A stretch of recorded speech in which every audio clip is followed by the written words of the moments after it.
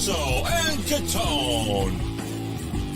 I think, well, listen, Mark, listen, hold on. When I say, would you have caffeine today? What the hell is that up to? Presented by Special Sauce Podcast, Studio 42 Design, and Corso Law Group. Now for the real deal New England feel, Corso and Catone.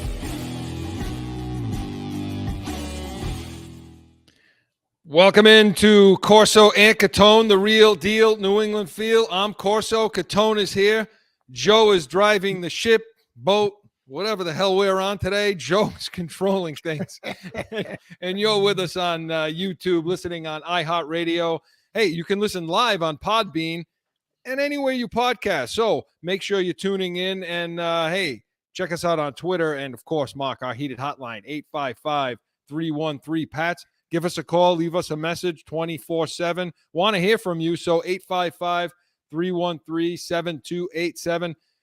Got a good one today. We're going to have in our Patriots preview of that Ravens game as the Patriots host the Ravens in their home opener tomorrow. And that's 1 p.m. kickoff. Yep. And Mark and I are going to have our offensive, defensive, keys to victory, our breakdown. And, hey, anything you want to talk about, bring it to the table. And, of course, Catone's comments. Stick around. You never want to miss that. And game predictions. Joe, we may even let you predict the game today. I don't know. Oh, boy. We'll see about that. So, gentlemen, good week this week. Got a lot of things going on in the sports world, in the local sports world. Yeah, a lot of things. Celtics, very interesting this week. Very interesting. Very, very interesting. They're doing everything they can to shoot themselves in the foot. So, absolutely. We'll see what happens there. But you know what? It's football season. Right? We can talk about basketball season in 3 months. Right. It's football season, and the Patriots host the Ravens tomorrow in their home opener. And so let's get to our Pats preview. Joseph?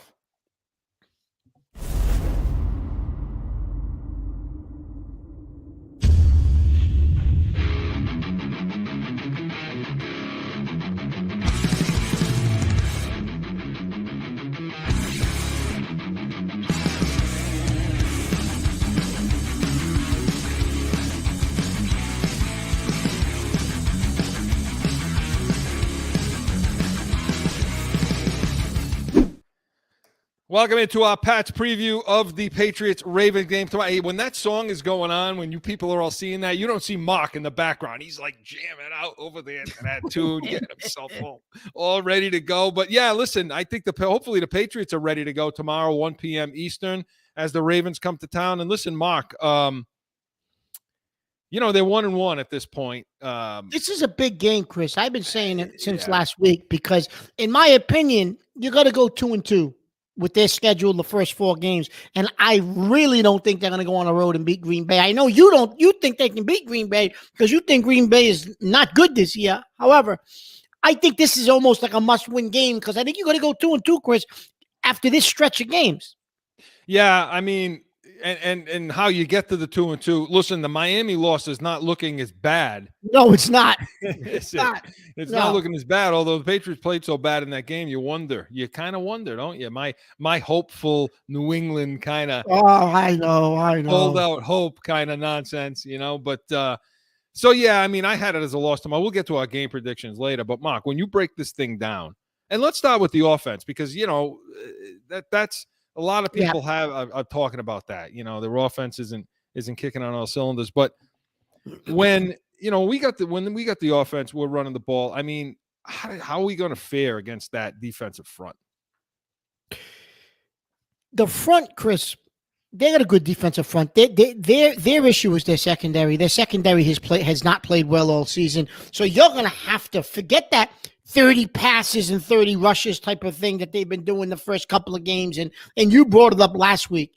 They got to develop a feel for the game, right? And it doesn't seem like they have that. The defensive front, Chris, I think it's going to be difficult to pass against them.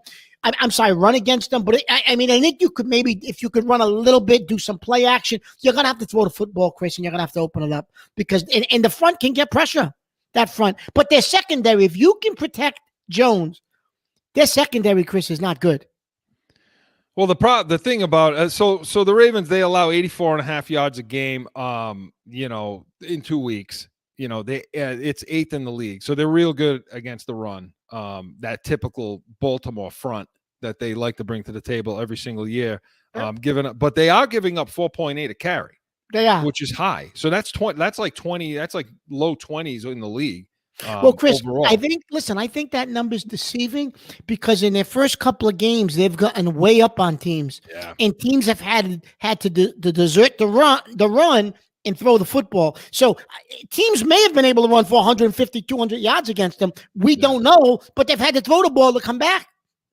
Yeah, I mean, they've allowed some big plays on the ground too. And against Miami, as that Miami was coming back, they allowed some big plays on the ground. Of course, they were in a run defense, pass defense a lot in that second half because you knew that Miami had to come back and they had to throw the ball to do it.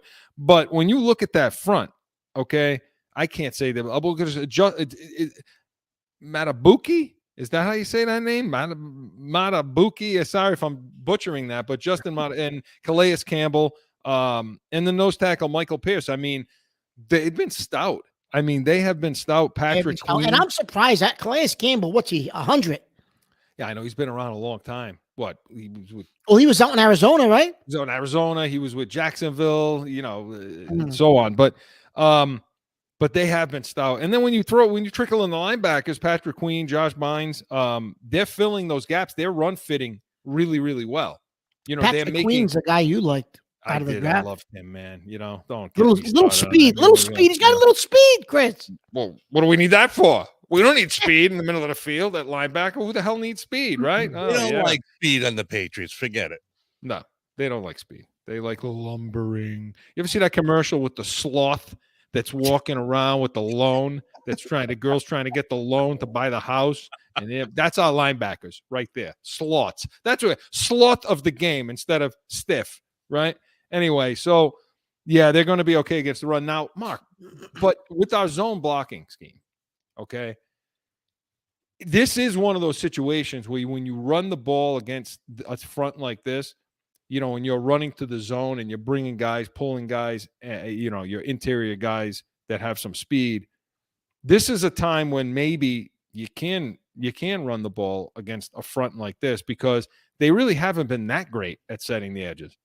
So I think you can get to the edge on this team.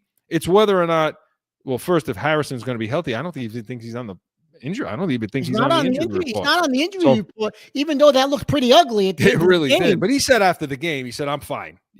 But Stevenson and Harris, I mean, if they can, and the run game was good last week. The offensive line played well, so we'll see. I mean, we'll see how they're going to run that ball, but they're certainly going to try. I mean, and you have to do that. So we'll see what happens. But Mark, now they're throwing the ball. Okay, so we get to Mac Jones. I mean, it's okay. So who do you give the edge to when we're running the ball? I want to know that to finish that. Well, I guess I'll give us the advantage, a slight advantage when running the football. I'll give us a slight advantage. Yeah, the front scares me. I give it to them. I do. It's tough. The passing game. We've had some issues. Mac Jones has had some. And by the way, all the local experts have since come around to where Mark and I were last week on the post-game show. And it's happened minutes, man. Minutes after the game, it's pearls you're getting. Pearls you're getting on the Pats Nation, the only Patriots post-game show worth watching. This is a cheap plug, Joe. But Chris, minutes after the game on all those other post-game shows, they didn't have the same. They didn't have the same take we had on Mac Jones, did they? Then 2-3 days later, they're all agreeing with us. Right. They were blaming the offensive line, saying, "Well, you can stepping up into throws." No. Yeah. That's him. So going forward now in this game, it's been him. He's had a clean pocket. The offensive line played really well in the pass game, pass protecting. He just wasn't stepping up. He was flat-foot. He was throwing on back feet. He was making wrong reads. Leave guys running wide open down in the field and not seeing them, throwing into coverage, throwing into cover two. So when they throw the ball, what do you see with Baltimore's defense that you think will give us problems? Even if you do. So two things. Interestingly enough, before I get to that point, Chris, last week on the pick, right? on the pick last week, if you listen to what he said in the post-game press conference, he said that was the call. That was the call. That's where we wanted to go with that's where the ball was going. Almost like that's where they wanted the ball to go. Like, in other words, like it's almost predetermined. Somebody else's fault. Yeah, exactly. It was almost like, I'm not throwing the coaches under the bus, but that's where the ball was going. So I just thought that was really strange to make that comment. Huh? That's such bullshit. I mean, I know that, but I thought it was interesting. Why are you making that comment? Right? It is interesting. It is interesting because it makes him look like look. The thing with Mac Jones is he's emotional, right? Gets all pissed off, all upset, and I think in the post-game presser, that was a little bit of his emotion. Like, it wasn't me. That's where they told me. That's where they wanted the ball. Yeah, I'm sorry. Well, you know what? In Pop Warner, you can do that. You say, Billy, throw the ball to him. That's it. Throw the ball to Jimmy, and you're good to go. Yeah, that doesn't work on the NFL level, man. And I'm pretty sure it didn't work in Alabama either. Those kinds of things. No, you don't throw the ball there. That's the bottom line. You just don't. You don't predetermine that and throw the ball to cover 2. Come on. The one thing, Chris, against this team, against Baltimore, that I've seen on film, and I don't know if we have this type of a passing game. You can get in space and get open against these guys. They're not really the best cover corners. They'll keep you. They can play 10 yards and in. Deep slants, post, different types of routes, rub routes. They don't, against Miami, they were lit up, but I don't know if we got those types of receivers for that type of a passing game, Chris. That down the field passing game, you can beat them because they're not, that's not their strength, Baltimore, this year. They got Peters, but Peters, Chris, in my opinion, for the last 2 years, I think he's the most overrated cornerback in the NFL, in my opinion. Is he good? Yeah, he's good. But they talk like he's an elite shutdown corner. I don't think he's an elite shutdown corner anymore, Chris. He had him on the injury report this week, but I think it was more rest. They calling it a knee/rest. Yeah, it was called. He got his ass whooped last week by Waddle and Hill. So, yeah, he needed the rest. They had a couple of guys on that list that were resting up. You know what I mean? But listen, the problem with that, okay, is it's deceiving because of last week. So now, they own the worst. They own the worst pass. They have the worst pass defense in football, allowing 379 yards per game over 2 games. However, I don't like saying this if you take out last week. But come on, I mean, they allowed 469 yards passing and 6 touchdowns. What did they allow week 1 yards passing? I don't have the numbers on week 1, but it wasn't that bad. You know what I mean? No. It certainly wasn't that bad. It was a lower score. So, that's the only thing. And so when you talk about, hey, we can maybe get open down the field and those deeper posts, those deeper crosses, hit the brakes a little on that, because we don't have Waddle and we don't have Hill. I mean, if you're going to make a comeback and you're going to throw for 469 yards and 6 touchdowns, and Tua is doing it, okay? And I'm sorry. I mean, everybody's pumping up Tua right now. I still don't think he's that great of a quarterback. But when you got those 2 guys, of course the middle of the field's open. Of course the deep crosses are open. This is what they do, The only saving grace on that is to say, well, like you said, some of the corners they have, Humphrey, who, by the way, has a groin injury. I don't know if he's going to play. Well, he was full participation yesterday, Friday. So he's going to play. I just don't know how effective he's going to be.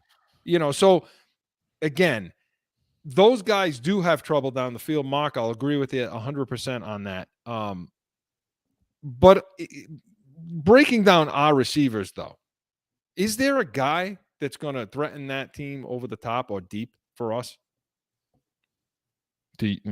Well, I think, Chris, I think you're going to have to try to throw a couple of 50-50 balls up to Parker. You have to make it intentional this week to get him involved, Chris. You have to. You have to. Yeah. I mean, that's what he's there for. I mean, make it intentional. Do it.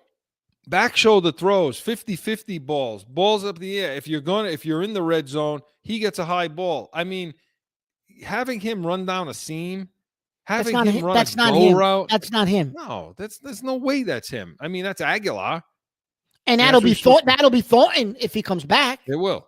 If he's not redshirted, which I fully expect and believe that's what's going to happen. So, the safeties, Chuck Clark, Marcus Williams, rookie Kyle Hamilton. That's another guy. Chris, this is probably the worst safety group that Baltimore's had in years. I mean, it's been a long, long, long time since they've been that bad. I mean, so again, the whole thing about that is, do we have the horses? Now, Jacoby Myers, looking at the injury report let me pull out my glasses, Mark. Okay, Chris. My readers here. Looking at the injury report as of yesterday. It looks like, what it looks like in Casino. When he puts it does when he's looking at the racing form. What's the glasses Casino. Speaking of racing form, we got some things to tell you about later on the show, so stick around for that. But Bledsoe's been out. But the two, Duggar, that's a huge problem if he doesn't play right. But on the offensive side of the ball, Jacoby Myers. That's a big. Well, you know what?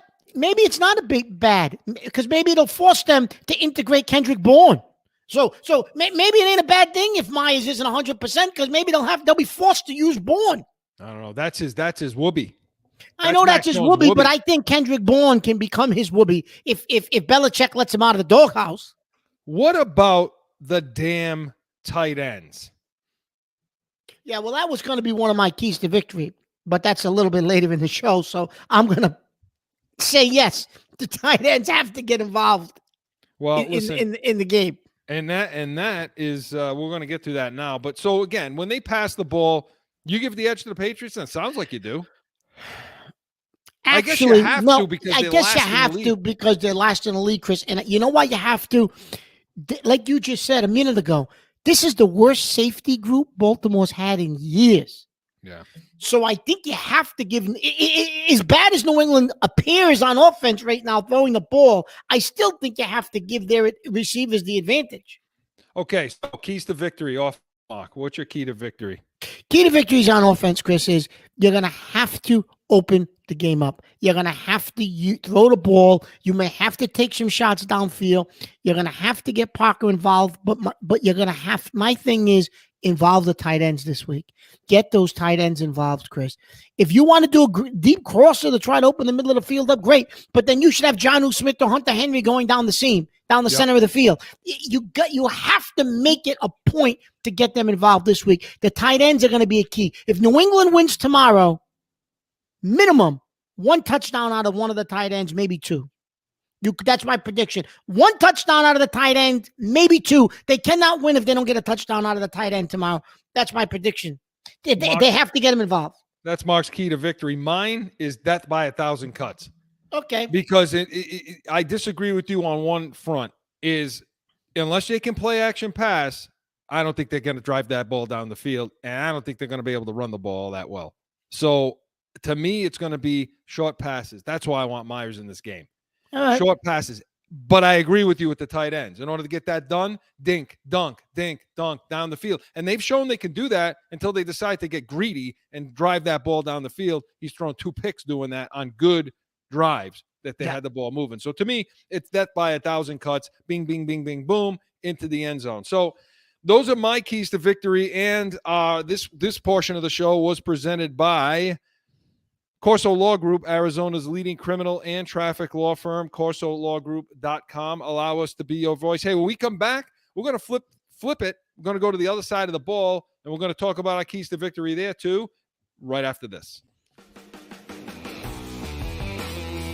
It's that time again for a timeout for a message from one of our sponsors. No one ever thinks they will be in the need of a criminal or traffic lawyer, but things happen. Corso Law Group is Arizona's leading criminal and traffic law firm. Their 20-plus years experience and attention to detail has helped thousands of people all across this great country who found themselves in a situation in Arizona. So whether it's a traffic ticket or if you need reduced DUI or more serious issues, call or go online to corsolawgroup.com and talk with these expert attorneys who I know will help you.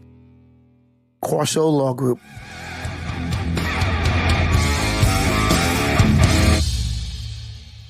Back in with more Corso and Catone, the real deal, New England feel. And listen, Mark, we flip to the other side of the ball when we get on defense now. We'll get to our keys to victory in a minute. But look, can the Ravens run the ball against us? Because, and I'll just give you just a few numbers on this. The run defense has been really, I mean, we gave them a little crap last week just because I think that's kind of a hangover in our minds about how that front was doing. But when you really go back and break it down and look at them, they've been great in the first two games. They rank 5th in the league, okay, and rushing yards allowed and 78 per game, which, that's pretty damn good. And per attempt, 3.5 yards a carry. That's a huge improvement from the last couple of seasons. Yep. What are you attributing that to, and can they get this done tomorrow? Well, Chris, I think that Gottschall is playing much better. Bondmore is playing good. He's earning that money. Gottschall's earning his money finally. But the center of that line, Chris, is really playing well. But the other key is you've got Phillips and Duggar, Chris, who are coming up and filling gaps, right? So the safeties are coming in the box and filling gaps. And Jesus, we got two of the best safeties at doing that in the entire league. So, but against this particular team, it's going to be the outside of the field that I think you're going to have to protect against. In the running game, it's going to be your edges. And I don't necessarily know if it's going to be the middle. And I'll say this. Baltimore has struggled running the football, Chris, this year, but their offensive line is not good. They can pass protect a little bit, but Jackson moves around back there to create space for himself as well. But they haven't ran the ball like a typical Baltimore team yet. But I think they're going to try to tomorrow. I'm going to tell you that because I don't think they can continue to live off Jackson throwing the ball all over the field.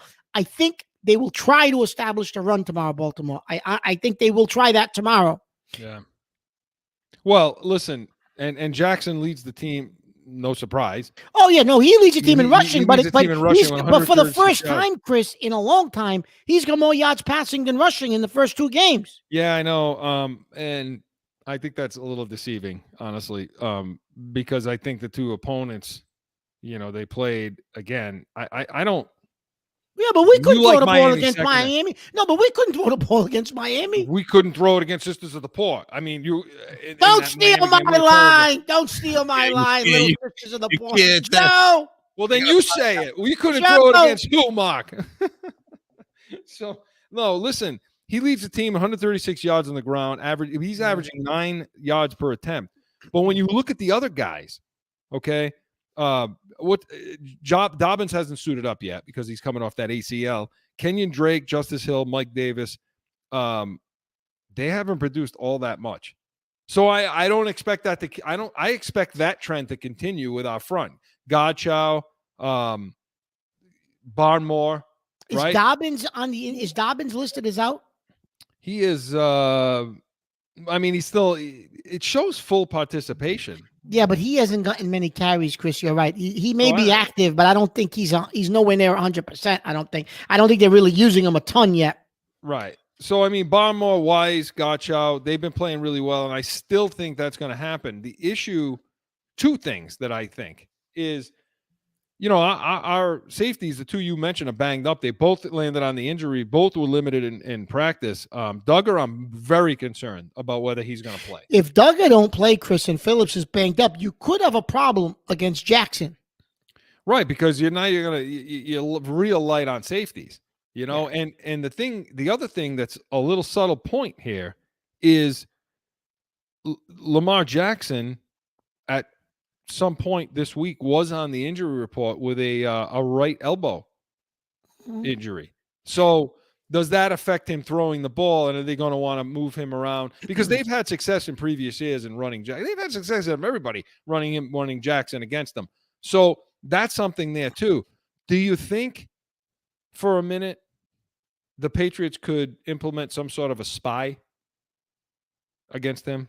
And who do you think would run that? Who do you think would be that spy? Well, I think it would be one of the safeties if they're going to do a spy. I think it would probably be maybe Duggar, somebody that's got a little bit of speed, right? But I don't know. We don't know if Duggar's going to be on the field, right? So I don't know. It could be maybe your buddy Bentley can be the spy. Bentley, the sloth.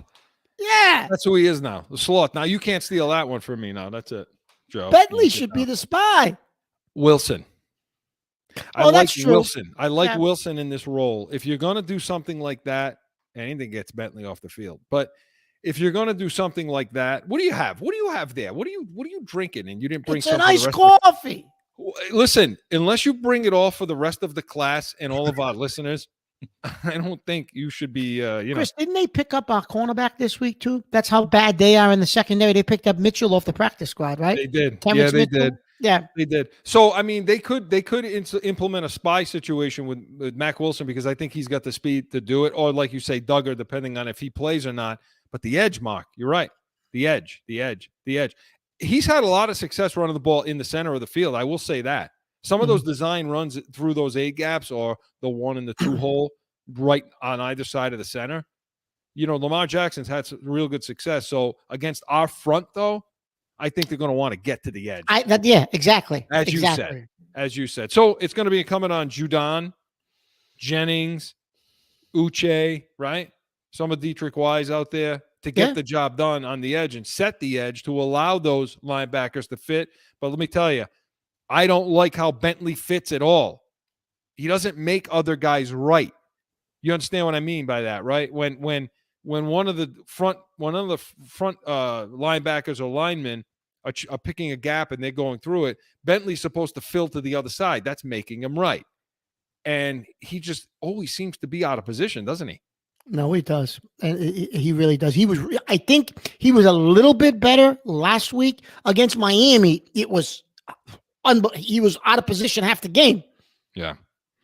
So again, and in my notes, they're going to have to need discipline from Bentley. Good luck. Yeah, okay. Yeah. Good luck with that. So the edges, they're going to have to set those edges. They are with Jackson. And if you can do that.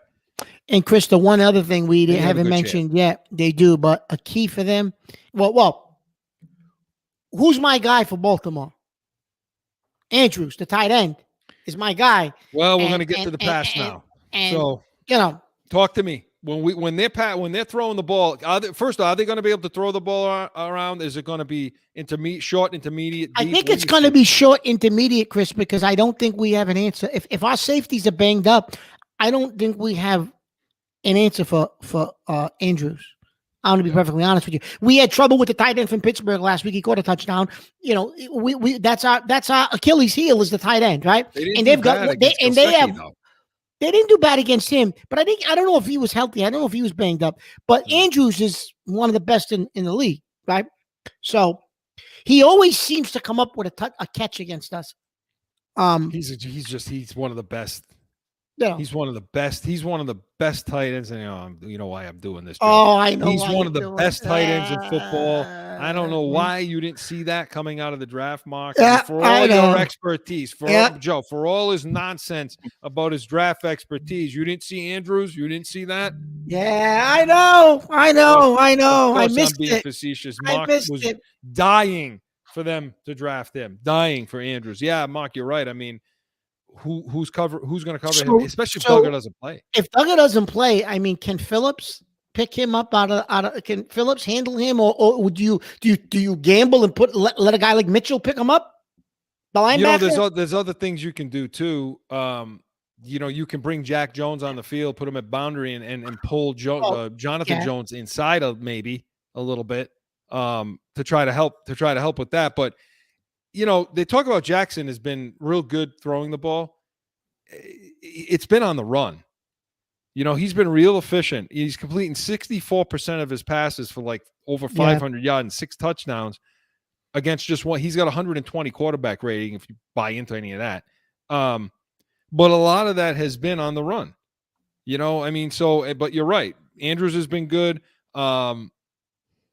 Bateman and Duvernay have been real explosive for them.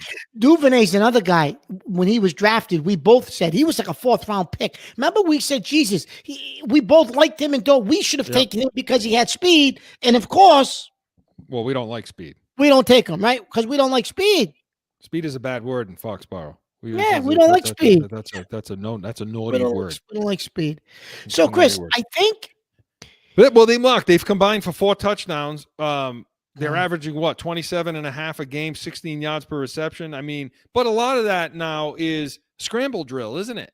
Yeah, it is scramble drill. And listen, last week, Chris, maybe they were smart enough to pick on the corner that you wanted to pick on when we played against Miami and stay away from what the heck is the other corner? Is it Howard? Yes. Right? Maybe they were smart enough to stay away from him and pick on the other corner. Yeah, right? What was his name? Oh, I didn't remember his name. I That's don't how know. bad he is. But if we go back, Raymond, start with an R. and look at the tape, I bet you the Ravens picked on that guy all day long. For all the crap that we give, for all the crap we give to the tackling, I will say that the outside tackling for New England has been pretty good. It's been pretty good. Jonathan Jones has been pretty good. Mills has been pretty good. Miles Bryant has some good tackles, but I can't. What did you just say? He has had some good tackles, but I can't give him. He's terrible in the passing game, but he will make a few tackles. Okay, maybe he can tackle, but Jesus Christ, he can't stay with anybody. How the hell? Tell me, how the hell is Jackson? Because we always said Lamar Jackson can't throw the ball deep. He can't throw the ball down the field. He's horrible, but he's been pretty good this season so far. Why? Because I think they're busted plays and guys are 10 yards open downfield. So Jesus Christ, I could throw that. I mean, I don't think he's putting it in tight windows, Chris. I don't think he's making the decisions. I think the guys, like you said, there's busted plays, there's scrambles, and he's throwing it, and these guys are breaking free and are wide open. Like if you go back and watch some of those touchdowns, I don't necessarily know if it's because he's making these great throws. It's scramble drill. It is. Yeah, when the quarterback gets outside the pocket. Let me tell you something. As a defensive back coach, it's a mess sometimes when the quarterback gets outside the pocket and it's just a scramble drill. You basically have to pick up a man. You just pick up a man and go. You can keep him in the pocket, Chris. You know that how it is with him. He isn't going to beat you with his arm, but he can beat you. He'll beat you on the scramble drill, which I think is what he's been doing all year. And the problem is when you're in that situation and the defensive backs are picking up a man, their backs are now many times their backs are to the line of scrimmage, and off he goes. Yeah. So Mark, your keys to victory on defense. Keys to victory on defense, Chris, is you're going to have to. I think you have to. Yes, stop the running game with Jackson, but also the key is going to be Jackson. That's the key to the game, controlling Jackson. You got to try to keep Jackson in the pocket. You can't, as you said, the scramble drill. You can't allow that with him. You're going to have to control the edges, keep Jackson in the pocket, and I think you got a shot that you can win this game. Easier said than done. Control the edge and keep Jackson in the pocket. Easier said than done, but that's what I think you're going to have to do. Listen, I have a similar key. Keep Jackson on his spot and spy with Wilson. I like the idea. I think we finally have a linebacker that's quick enough to do it. Yeah. I really do. And because he's the center of the field, he's an inside line versus a safety is a guy that's used to playing in the middle of the field in Mac Wilson. And I think he can do it. But keeping Jackson on his spot, to me, as Mark says, is key. Make him beat you standing in that pocket, stepping up into throws. And I want to get to Catone's comments, Mark, but real quick, special teams. I had to ask you about your key, who you give the edge to in special teams, because I know you've been so pissed off about them, especially one guy on special teams. You think that they'd actually use Marcus Jones tomorrow? And they're at home. I mean, put the kid back there. Maybe he can make a play. Spark you a little bit, or they're going to use Bryant again. He'll keep running that clown back there. I mean, that was like a Ringling Brothers. He's throwing the ball. The ball's tipping, busting around. Teams, Chris, I probably in the kicking game. Baltimore's got the kicker. He's a great kicker, right? He's that. But I mean, we got a pretty. I mean, Folk is good. I think. I would say they're. Punting, you got to go to us. Punting, you got to go to us, right? They have a better kicker. They have a better, and I think they have a better return game because they use guys that have speed. Right. Exactly. They draft guys to do that, and then they actually put them on the field. Whereas they don't do that. So some things to look out for in finishing with the defense. There's guys banged up. Davis, Duggar, Godchow, McMillan, which keeps our buddy Bentley on the field more. Yeah, that hurts. Jalen Mills, Adrian Phillips. These guys, and by the way, McMillan didn't practice. And he was a late add-on on Friday. If So McMillan doesn't play, that's a problem. You're right, Chris, because those that things hurt. It's going to stay on the field. Those things hurt. So listen, those are our keys to victory on defense, and our defensive breakdown was presented by Special Sauce Podcast. What's your special sauce? SpecialSaucePodcast.com. And hey, buckle up, because when we come back, Catone's comments. It's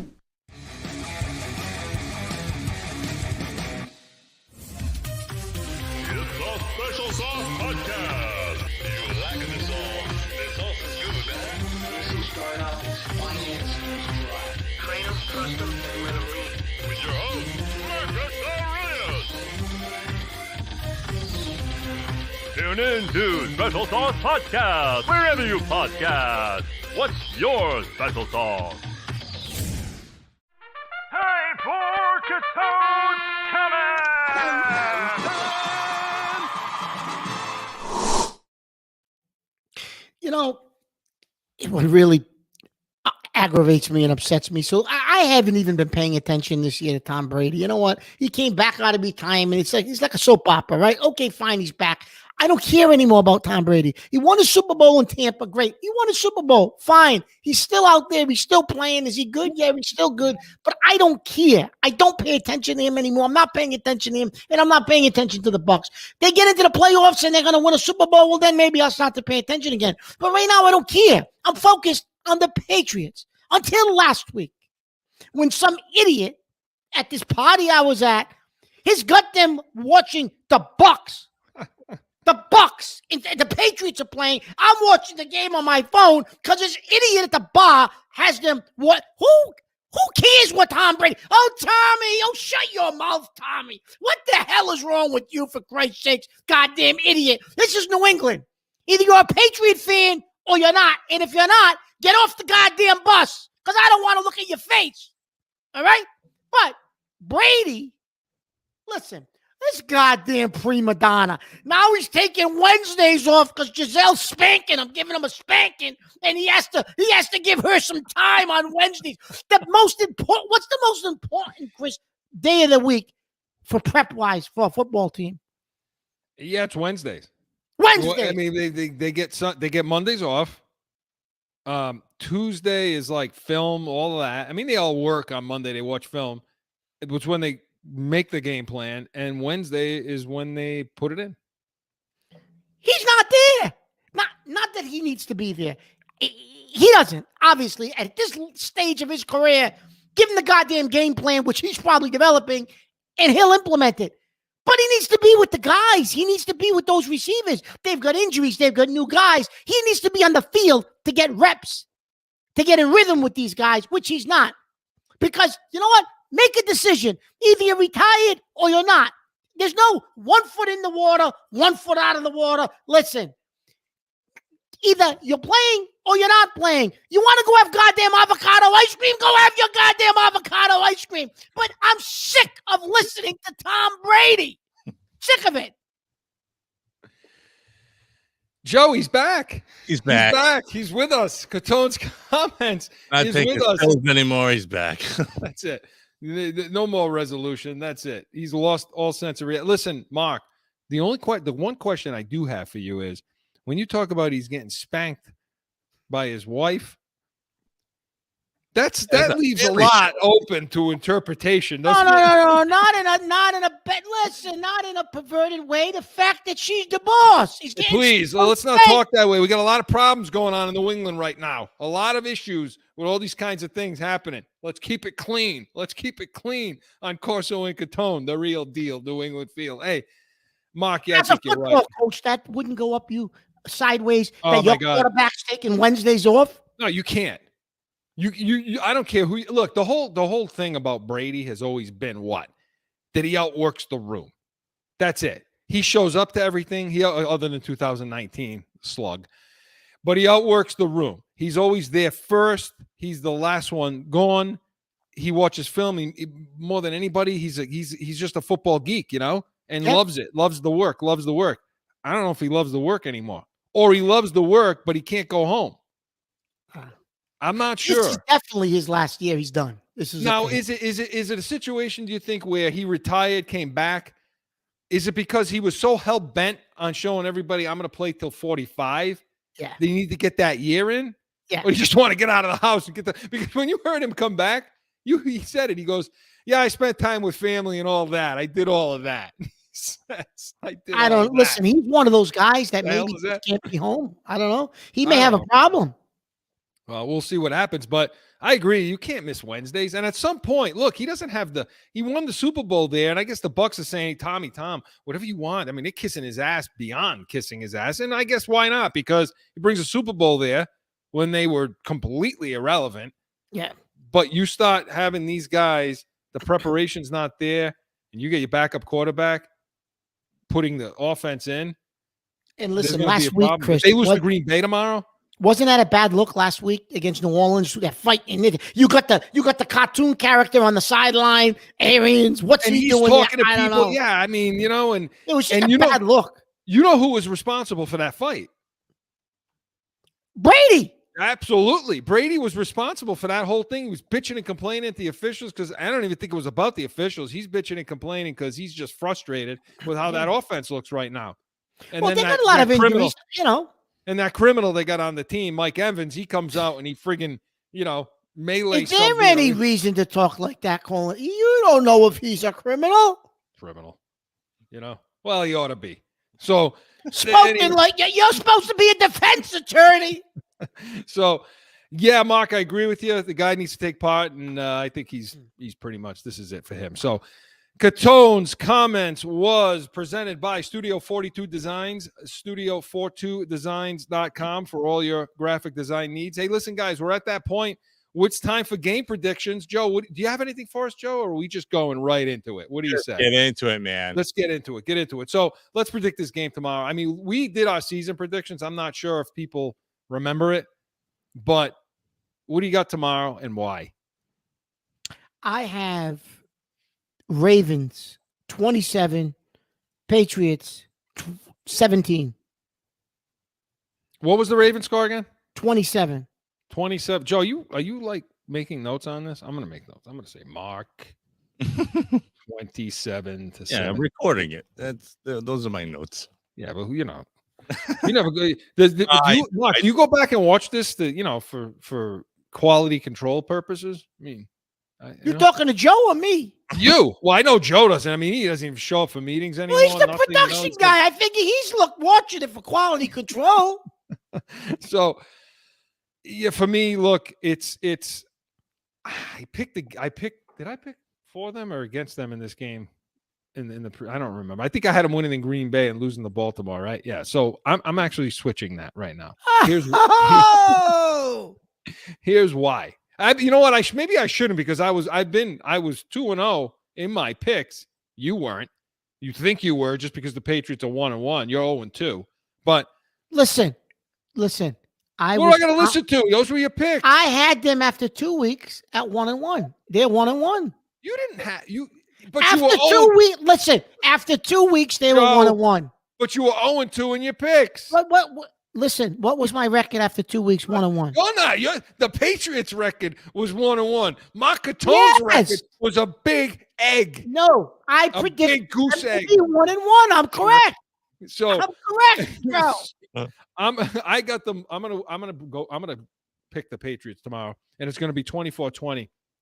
Honestly, because of what I've seen out of the front and what I've seen out of the defensive ends in setting those edges, and I do like the outside tackling on offense. And by the way, the Patriots are in the top 5, I believe, in red zone scoring. So they're allowing teams into the red zone, but they're not letting them in the end zone. Joe, Chris, remember, if the Patriots win tomorrow, minimum at least 1 touchdown out of the tight end position, maybe 2.